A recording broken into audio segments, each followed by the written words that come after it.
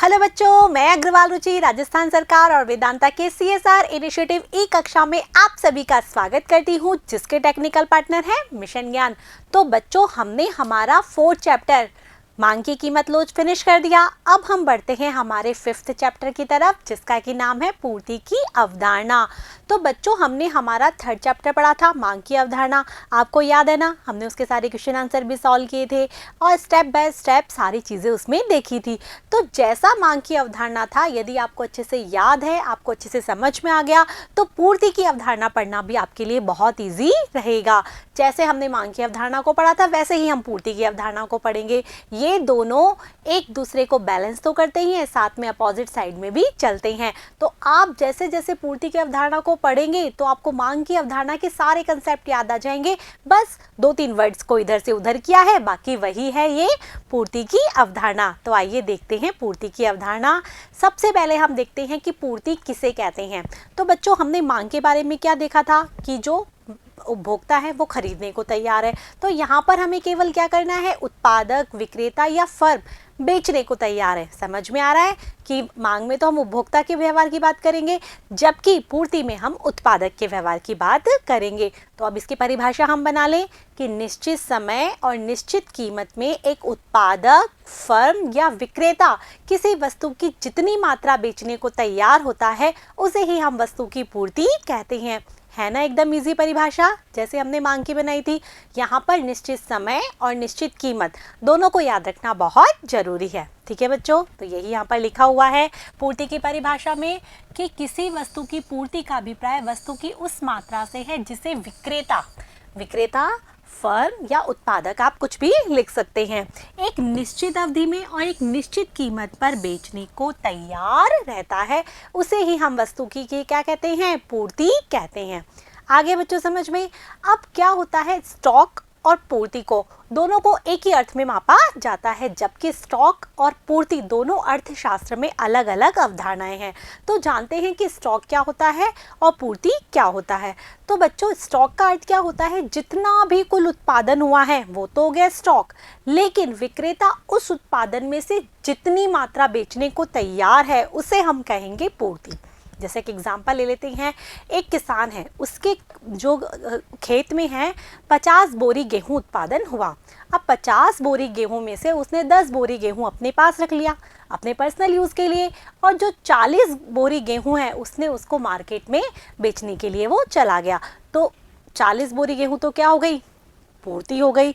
जबकि कुल कितना उत्पादन हुआ था, 50 बोरी गेहूं, तो 50 बोरी गेहूं क्या हो गया, स्टॉक। तो समझ में आ गया होगा आपको कि जो कुल उत्पादन है वो तो होता है स्टॉक। स्टॉक का समझते हैं ना, जो भंडार होता है, इकट्ठा होता है, उसे हम कहते हैं स्टॉक। जबकि विक्रेता जितनी मात्रा बेचने को तैयार होता है उसे ही हम कहते हैं पूर्ति, क्योंकि मार्केट में तो वही चीज़ आती है ना, जितनी मात्रा बेचने के लिए तैयार होता है विक्रेता। तो यही बात आपको याद में रखनी है। ठीक है, यही यहाँ पर लिखा हुआ है कि स्टॉक उत्पादक द्वारा तैयार किया गया कुल माल है, जबकि पूर्ति स्टॉक का वह भाग है जिसे उत्पादक विक्रय करने के लिए निश्चित अवधि में तैयार है। यहाँ पर निश्चित अवधि भी आपको ऐड करना है। आगे बच्चों समझ में। स्टॉक तो कुल उत्पादन, जबकि पूर्ति उत्पादन का वह भाग जिसे कि विक्रेता बेचने के लिए तैयार है। अब नेक्स्ट के लिए हम यदि देखें तो आती है पूर्ति अनुसूची। अब आपको पूर्ति अनुसूची के नाम से मांग अनुसूची याद आ गई होगी। मांग अनुसूची हमने देखी थी ना कि मांग में और कीमत में कैसा संबंध, विपरीत। तो वैसे ही आपको पूर्ति अनुसूची बतानी है कि पूर्ति में और कीमत में कैसा संबंध, सीधा संबंध। यहाँ पर उल्टी बात है कि पूर्ति और कीमत में सीधे संबंध को दर्शाती है ये पूर्ति अनुसूची। यहाँ पर ये दिखाया जाता है कि वस्तु को की जो पूर्ति है उसको प्रभावित करने वाले अन्य तत्व, जिसके बारे में हम नेक्स्ट वीडियो में जानेंगे, वो तो रहते हैं स्थिर, और जो कीमतें हैं वो होती रहती हैं परिवर्तित, और उसके हिसाब से पूर्ति भी क्या होती रहती है, परिवर्तित। दोनों में सीधा, प्रत्यक्ष और धनात्मक संबंध पाया जाता है, जिससे कि हम सारणी रूप में दर्शाते हैं। इसे ही हम कहते हैं पूर्ति अनुसूची। आगे बच्चों समझ में। यही यहाँ लिखा है कि पूर्ति व कीमत में संबंध को दर्शाती है। अनुसूची का अर्थ ही क्या होता है, टेबल, सारणी, आप कुछ भी लिख सकते हैं। या तो आप इसे सप्लाई टेबल भी लिख सकते हैं, पूर्ति अनुसूची भी लिख सकते हैं, या पूर्ति सारणी भी लिख सकते हैं। तो इसमें कीमत को और मांग मात्रा को दोनों को दिखाया कीमत को और पूर्ति मात्रा दोनों को दिखाया जाता है और दोनों में सीधा, प्रत्यक्ष और धनात्मक संबंध को ये शो करती है पूर्ति अनुसूची। और पूर्ति को प्रभावित करने वाले अन्य तत्व हैं वो कैसे रहते हैं? स्थिर रहते हैं। यही यहाँ पर है कि पूर्ति को प्रभावित करने वाले अन्य तत्व स्थिर रहते हैं, जिसके बारे में हम बाद में जानेंगे। अब मांग अनुसूची 2 प्रकार की थी, आपने पढ़ा था, तो वैसे ही पूर्ति अनुसूची भी कितने प्रकार की होती है? 2 प्रकार की। एक तो होती है वैयक्तिक पूर्ति अनुसूची और एक होती है बाजार पूर्ति अनुसूची। ठीक है बच्चों, यहाँ पर यही लिखा हुआ है, पूर्ति अनुसूची, वैयक्तिक पूर्ति अनुसूची और बाजार पूर्ति अनुसूची। अब मांग तो आपने पढ़ा था, तो आपको समझ में आ गया होगा। वैयक्तिक मतलब एक व्यक्ति के द्वारा, एक फर्म के द्वारा, एक उत्पादक के द्वारा, एक विक्रेता के द्वारा। जबकि बाजार क्या होता है? बाजार में बहुत सारे उत्पादक, विक्रेता और फर्म होते हैं, उनके द्वारा की जाने वाली पूर्ति वो क्या होती है? बाजार पूर्ति। अब हम इनको इंडिविजुअल एक एक करके अध्ययन कर लेते हैं। तो सबसे पहले हम देखते हैं वैयक्तिक पूर्ति अनुसूची। आपको नाम से ही समझ में आ गया कि अब इसकी डेफिनेशन आपको बनानी भी आ गई होगी, फिर भी हम एक बार और बना लेते हैं कि किसी फर्म द्वारा निश्चित अवधि में विभिन्न कीमतों पर, एक बात यहाँ ध्यान रखना, यहाँ विभिन्न कीमतें हैं क्योंकि अनुसूची का निर्माण कराएंगे तो विभिन्न कीमतों पर पूर्ति मात्रा क्या होगी? बदलेगी ना। तो यही आपको ध्यान रखना है कि एक फर्म के द्वारा निश्चित समय अवधि में विभिन्न कीमतों पर बेची जाने वाली मात्रा का सारणी रूप क्या कहलाता है? वैयक्तिक पूर्ति अनुसूची। आगे बच्चों समझ में, यही यहाँ पर लिखा गया है कि किसी फर्म द्वारा विभिन्न कीमतों पर निश्चित समय पर की जाने वाली पूर्ति मात्रा का सारणी रूप क्या कहलाता है? वैयक्तिक पूर्ति अनुसूची। यहाँ पर एक फर्म के द्वारा की जाती है, इसीलिए क्या हो गई? वैयक्तिक पूर्ति अनुसूची। ठीक है, अब हम वैयक्तिक पूर्ति अनुसूची देख लें। देखो आपके सामने व्यक्तिगत पूर्ति अनुसूची है। मैंने आपको बताया था कीमत में और पूर्ति मात्रा में सीधा, धनात्मक और प्रत्यक्ष संबंध को बताती है क्या? वैयक्तिक पूर्ति अनुसूची या बाजार पूर्ति अनुसूची, दोनों में क्या होगा? सीधा, प्रत्यक्ष और धनात्मक संबंध दिखाएगी। तो यहाँ हम देख रहे हैं कीमत और यहाँ हम देख रहे हैं पूर्ति मात्रा। तो कीमत 1, 2, 3 और 4, कितनी है कीमत? 1, 2, 3, 4। कीमतें कैसी हैं? बढ़ती हुई। जब हमने बात किया सीधा संबंध है तो पूर्ति मात्रा भी कैसी होगी? बढ़ती हुई होती है। तो एक कीमत पर कितनी पूर्ति मात्रा है? 10, 2 कीमत पर 20, 3 पर 30 और 4 पर 40। तो इस प्रकार से कीमतें बढ़ती हुई हैं तो पूर्ति मात्रा भी बढ़ती हुई है। बच्चों आप ये सोचेंगे कि अधिक कीमतों पर पूर्ति मात्रा क्यों बढ़ती हुई होती है, तो इसके पीछे आप सीधा सा लॉजिक लगा लीजिए ना कि क्या होता है उत्पादक का लक्ष्य? कोई विक्रेता या फर्म या उत्पादक क्या चाहता है? अधिक लाभ कमाना चाहता है। तो बाजार में जिसकी कीमत अधिक होगी तो उत्पादक क्या करेगा? उसी की तो पूर्ति बढ़ाएगा ताकि कि क्या हो? उसका लाभ बढ़ जाए। यदि जिसकी कीमत कम है तो उत्पादक क्यों बेचेगा उसको कम कीमत पर? उसको तो कोई लाभ हासिल नहीं होगा। तो जिसकी कीमत बाजार में ज़्यादा चल रही होती है उत्पादक उसी का निर्माण करता है और उसी की पूर्ति अधिक होती है। तो ये बात यहाँ पर समझ में आ गई कि कीमतें अधिक होती हैं तो पूर्ति मात्रा भी क्या होती है? अधिक होती जाती है। अब हम देखते हैं हम बाजार पूर्ति अनुसूची कि बाजार पूर्ति अनुसूची क्या होती है। अब इसकी डेफिनेशन भी बना लेते हैं कि बाजार में कोई एक फर्म तो नहीं होती, बाजार में तो बहुत सारी फर्में होती हैं। तो जो समस्त फर्में हैं या समस्त विक्रेता हैं या समस्त उत्पादकों द्वारा निश्चित अवधि में विभिन्न कीमतों पर उपलब्ध करवाई जाने वाली मात्रा या बेची जाने वाली मात्रा के योग का सारणी रूप क्या कहलाता है? बाजार पूर्ति अनुसूची। हमने यहाँ योग शब्द जोड़ दिया, क्यों? क्योंकि विभिन्न जो फर्में हैं उनका क्या है? योग है। एक फर्म का तो नहीं है, बहुत सारी फर्में हैं जो भी उपलब्ध करवा रही हैं पूर्ति, उन सब का हमको क्या करना है? योग करना है, तब बनेगा बाजार पूर्ति अनुसूची।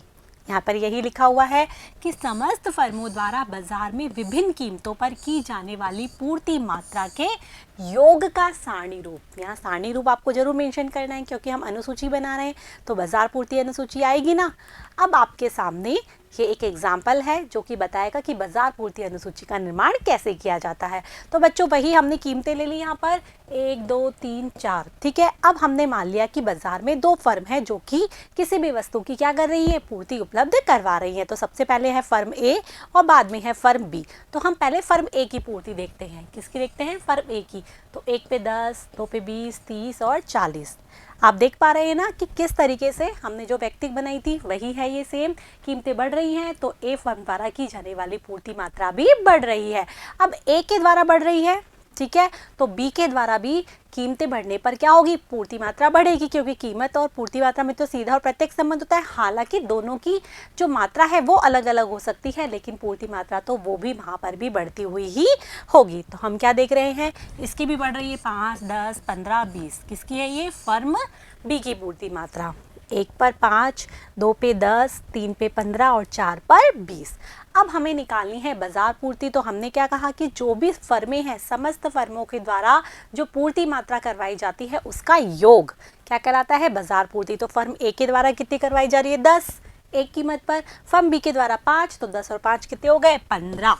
इसी तरह 20 और 10 30, 30 और 10 15 45 और 40 और 20 60। तो इस प्रकार से ये जो हमारी बनी 15, 30, 45 और 60, ये बनेगी हमारी बाजार पूर्ति विभिन्न कीमतों पर समस्त फर्म ए और बी के द्वारा करवाई जाने वाली पूर्ति मात्रा का योग का सारणी रूप। सारणी है नहीं हमारे सामने, इसीलिए बनेगी बाजार पूर्ति अनुसूची।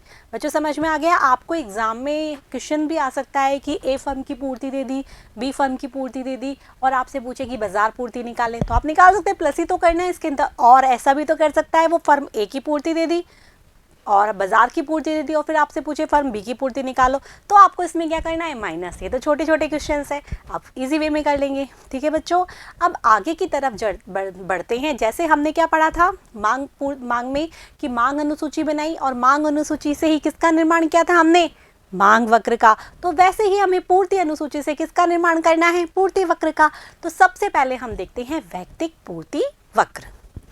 ठीक है, सबसे पहले व्यक्ति पूर्ति वक्र, और उससे पहले हम जान लेते हैं पूर्ति वक्र क्या होता है। जो हमने पूर्ति अनुसूची बनाई है उसी का रेखा चित्र रूप क्या कहलाएगा? पूर्ति वक्र। हमने क्या जाना था कि कीमत में और पूर्ति मात्रा में कैसा संबंध होता है? धनात्मक, सीधा और प्रत्यक्ष। तो इसी प्रकार से कीमत और पूर्ति मात्रा के धनात्मक, सीधा और प्रत्यक्ष संबंध को एक वक्र के रूप में दर्शाएंगे तो वो क्या बनेगा? हमारा पूर्ति वक्र। ठीक है, कीमत व पूर्ति मात्रा में धनात्मक संबंध को ये दर्शाता है।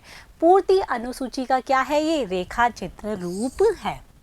कुछ आ रहा है समझ में? पूर्ति अनुसूची का क्या है? ये रेखा चित्र रूप। हमने जो अनुसूची का निर्माण किया था ना, उसी को हमें एक डायग्राम में शो करना है, तब हमारा बनेगा ये पूर्ति वक्र। अब जैसे पूर्ति अनुसूची 2 प्रकार की थी, वैसे पूर्ति वक्र भी कितने प्रकार का है? 2 प्रकार का। एक तो है व्यक्ति पूर्ति वक्र और एक है बाजार पूर्ति वक्र। अब हम इन दोनों को अलग अलग पढ़ लें। सबसे पहले हम देखते हैं वैयक्तिक पूर्ति वक्र। वैयक्तिक पूर्ति वक्र क्या होता है? तो इसकी डेफिनेशन भी अब आप तो डेफिनेशन बनाना एग्जैक्टली सीख ही गए होंगे, क्योंकि हमने मांग वक्र की डेफिनेशन बनाई थी, वैयक्तिक मांग वक्र की बनाई थी, फिर हमने वैयक्तिक पूर्ति वक्र की बनाई है। अब बनाएंगे हम इसके। अब तो आप डेफिनेशन बनाना सीख ही गए होंगे। जैसे कि हमने मांग की अवधारणा में बनाई थी ना कि मांग अनुसूची, फिर वैयक्तिक मांग अनुसूची, उसके बाद बाजार मांग अनुसूची, उसके बाद वैयक्तिक मांग वक्र, उसके बाद बाजार मांग वक्र, और ऐसे ही अभी हमने किसकी बनाई? वैयक्तिक पूर्ति अनुसूची और बाजार पूर्ति अनुसूची। अब हमें किसकी बनानी है? वैयक्तिक पूर्ति वक्र की। तो हम अब क्या बनाएंगे? वही ले लेते हैं हम। व्यक्ति के मतलब एक फर्म द्वारा, तो एक फर्म द्वारा निश्चित समयावधि में विभिन्न कीमतों पर की जाने वाली पूर्ति मात्रा का रेखा चित्र रूप। समझ में आया? यहाँ पर हम किसकी बात करेंगे? रेखा चित्र की। वहाँ पर सारणी की बात कर रहे थे, यहाँ पर रेखा चित्र की बात करेंगे। क्या कहलाएगा? हमारा वैयक्तिक पूर्ति वक्र। यही यहाँ पर लिखी हुई है कि निश्चित समय में विभिन्न कीमतों पर एक फर्म द्वारा की जाने वाली पूर्ति मात्रा का रेखा चित्र रूप क्या कहलाता है? वैयक्तिक पूर्ति वक्र। अब हमारे सामने ये सारणी बनी हुई है जो कि हमने वैयक्तिक पूर्ति अनुसूची में पढ़ी थी। 1 2 3 4 10 20 30 40। वैसे याद हो गया कि एक कीमत पर कितनी है? 10 पूर्ति, 2 पर कितनी है? 20, 3 पर कितनी है? 30 और 4 पर है 40। तो इसी को हमें किस में दिखाना है? रेखा चित्र रूप में। अब रेखा चित्र बनाना तो आपको आ ही गया होगा, हमें डायग्राम बनाना तो आता है ना, हमने कितनी बार बनाया है। तो उसी को हम इस तरह से शो कर देते हैं। ये बनाते हैं हमारा डायग्राम। ओ एक्स अक्ष, वाई अक्ष, यहाँ पर आएगी पी कीमत और यहाँ पर आएगी हमारी मांग मात्रा। आपको ध्यान रखना है कि हमें एक्स अक्ष पे क्या दर्शाना है और हमें वाई अक्ष पे क्या दर्शाना है। डायग्राम बहुत इंपॉर्टेंट होते हैं और इनका क्लियर होना और साफ सुथरा बना रहना बहुत ज़रूरी है। ठीक है, तो आपको मैंने बोला था ना कि बार बार आपको क्या करनी है? इस चीज़ की प्रैक्टिस करनी है ताकि डायग्राम बहुत अच्छे से बने। तो अब हमने कीमत दर्शाई है कितनी? 1 2 3 और 4। ठीक है, इसके बाद पूर्ति मात्रा हमें यहाँ दर्शानी है 10 20 30 और ये 40। ठीक है, अब हमें पूर्ति वक्र बना लेना है। एक कीमत पर कितनी है? 10, 2 पे कितनी है? 20, 3 पे कितनी है? 30 और 4 पे कितनी है? 40। अब हम इनको मिलाते हैं तो ये हमारा बन जाता है SS पूर्ति वक्र। देख रहे हैं बच्चों किस तरह से धनात्मक ढाल का हमारे सामने पूर्ति वक्र बन गया। तो आपको समझ में आ गया होगा कि किस तरीके से हमें पूर्ति वक्र बनाना है। कीमत में और पूर्ति मात्रा में धनात्मक संबंध है, इसीलिए ये कैसा ढाल का है, धनात्मक ढाल का पूर्ति वक्र बनेगा। ठीक है बच्चों, अब आगे हम देखते हैं कि बाजार पूर्ति वक्र क्या होता है। तो अब डेफिनेशन तो आप बना ही लेंगे, क्योंकि बाजार में क्या होती है, एक फर्म में नहीं होती, बाजार में बहुत सारी फर्में होती हैं। तो समस्त फर्मों द्वारा निश्चित समय अवधि में विभिन्न कीमतों पर की जाने वाली पूर्ति मात्रा के योग का रेखा चित्र रूप क्या कहलाता है, बाजार पूर्ति वक्र। हमने बाजार मांग वक्र पढ़ा था, वैसे ही बाजार पूर्ति वक्र है। यहाँ बेची जाने वाली है, वहाँ मांगी जाने वाली थी।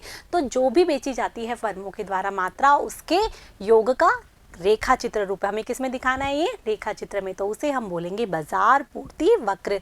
हमने मांग वक्र में भी जाना था कि ये क्या होता है, जो वैयक्तिक फर्म है उनके पूर्ति वक्र का क्या होता है, क्षैतिज योग होता है। कौन सा योग होता है, क्षैतिज योग। इंपॉर्टेंट क्वेश्चन है, एक नंबर में पूछा जा सकता है कि बाजार पूर्ति वक्र को कैसे निकालते हैं। तो वैयक्तिक पूर्ति वक्र के क्षैतिज योग द्वारा बाजार पूर्ति वक्र का निर्माण किया जा सकता है। यही यहाँ पर लिखा हुआ है कि निश्चित समय में समस्त फर्मों द्वारा विभिन्न कीमतों पर की जाने वाली पूर्ति मात्रा के योग का रेखा चित्र रूप कहलाता है हमारा बाजार पूर्ति वक्र। यह व्यक्तिगत फर्मों के पूर्ति वक्रों के क्षैतिज योग द्वारा प्राप्त किया जाता है। इनका क्षैतिज योग करते हैं तब हमें बाजार पूर्ति वक्र प्राप्त होता है। तो अब बाजार पूर्ति वक्र का निर्माण हम कर लें। किस तरीके से किया जाएगा बाजार पूर्ति वक्र का, वही आपके सामने पूरी बाजार अनुसूची दी गई है जिसका निर्माण हमने अभी किया था ना। तो वैसे ही है, कीमत में और फर्म ए के द्वारा की गई पूर्ति दे रखी है 10, 20, 30, 40, बी के द्वारा 5, 10, 15, 20 और इन दोनों का टोटल क्या बनेगा 15, 30, 45, 60। तो हम बाजार पूर्ति वक्र का निर्माण करने से पहले फर्म ए का पूर्ति वक्र बनाएंगे, फिर फर्म बी का पूर्ति वक्र बनाएंगे, फिर इन दोनों का टोटल करके हम बाजार पूर्ति वक्र का निर्माण करेंगे। तो करते हैं, सबसे पहले हम बनाते हैं फर्म ए का 0x y। मैं रिपीट कर देती हूँ कि आपको डायग्राम बहुत अच्छे से बनाना है, एकदम क्लियर बनाना है। यहाँ पर मांग मात्रा, कभी ये मिस्टेक मत कर देना कि मांग मात्रा तो ऊपर लिख दो और कीमत नीचे लिख दो, 1, 2, 3 और 4। तो इसी तरह 10, 20, 30 और 40, ये हमारा बन गया SSA। किसका है ये, ए फर्म का पूर्ति वक्र है, सीधा और प्रत्यक्ष संबंध वाला धनात्मक ढाल का। अब हम फर्म बी का बनाते हैं, ये 0x और ये y, ये p और ये q।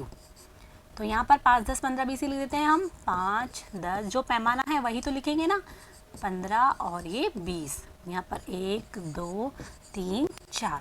तो 1 पे 5, 10, 15 और 20। तो इस तरीके से हमारा बन गया SB, अर्थात बी का पूर्ति वक्र। ये ए फर्म का हो गया और ये बी फर्म का हो गया। अब इन दोनों का जब टोटल करेंगे तब हमारा बनेगा बाजार पूर्ति वक्र। तो हम निर्माण कर सकते हैं बाजार पूर्ति वक्र का। ओ एक्स अक्ष और ये वाई अक्ष, ये पी और ये क्यू। अब हमें मेजरमेंट देखना पड़ेगा, क्योंकि हम यदि यही मेजरमेंट लगाएंगे तो ये फिट नहीं बैठेगा, तो हमें अलग मेजरमेंट लगाना होगा। तो हम 10, 20, 30 लगा देते हैं। यहाँ लगा देते हैं 10, 20, 30, 40, 50 और ये 60। यहाँ एक कीमत तो वही रहेंगी, 3 और 4। ठीक है, अब एक पे कितनी है 15, इसके बाद इस पे कितनी है 30 और फिर इस पे कितनी है 45 3 पे और 4 पे है हमारी 60। तो इस प्रकार से हमारा बन गया ये A प्लस बी। ए और बी दोनों फर्मों का पूर्ति वक्र टोटल में, अर्थात बाजार पूर्ति वक्र। आप चाहे तो एक ही डायग्राम में तीनों वक्र भी बना सकते हैं, लेकिन मैंने आपकी सहूलियत के लिए तीनों वक्र अलग अलग बना दिए हैं। ए फर्म का पूर्ति वक्र, बी फर्म का पूर्ति वक्र और ए और बी अर्थात बाजार पूर्ति वक्र, जो कि वैयक्तिक पूर्ति वक्रों के क्षैतिज योग से ज्ञात किया जाता है। तो बच्चों समझ में आ गया आपको। तो आज हमने क्या क्या पढ़ा, हमने पहले पूर्ति की परिभाषा पढ़ी कि निश्चित कम समय में निश्चित कीमत पर एक उत्पादक के द्वारा बेची जाने वाली मात्रा क्या कहलाती है, पूर्ति कहलाती है। इसके बाद हमने पूर्ति अनुसूची आपको पढ़ा, वो भी 2 प्रकार की होती है, व्यक्ति पूर्ति अनुसूची और बाजार पूर्ति अनुसूची, जिसका कि हमने निर्माण किया और उन्हीं अनुसूची के आधार पर हमने व्यक्ति पूर्ति वक्र और बाजार पूर्ति वक्र का निर्माण किया। तो अब मुझे आशा है कि आपको बहुत अच्छे से समझ में आ गया होगा। जो समझ में नहीं आया उसको रिवाइंड कीजिए, दोबारा सुनिए, आपको अच्छे से समझ में आ जाएगा। सारी चीज़ें आपको अपनी कॉपी में नोट करनी है और हाँ, स्पेशली डायग्राम तो आपको अपनी कॉपी में ज़रूर बनाने हैं और उनकी बार बार प्रैक्टिस भी करनी है। धनात्मक मतलब धनात्मक ढाल का ही होना चाहिए, टेढ़ा मेढ़े ढाल का नहीं होना चाहिए, सीधा और प्रत्यक्ष संबंध को ही दर्शाने वाला होना चाहिए। तो अब हम नेक्स्ट वीडियो में क्या पढ़ेंगे? नेक्स्ट वीडियो में हम पढ़ेंगे पूर्ति को प्रभावित करने वाले कारक, क्योंकि हमने कहा ना कि अन्य तत्व स्थिर हैं, तो अन्य तत्व भी तो पढ़ेंगे कौन कौन से होते हैं। तब तक के लिए आपको क्या करना है? मेरे साथ बने रहना है, पढ़ते रहना है, बढ़ते रहना है। Thank you.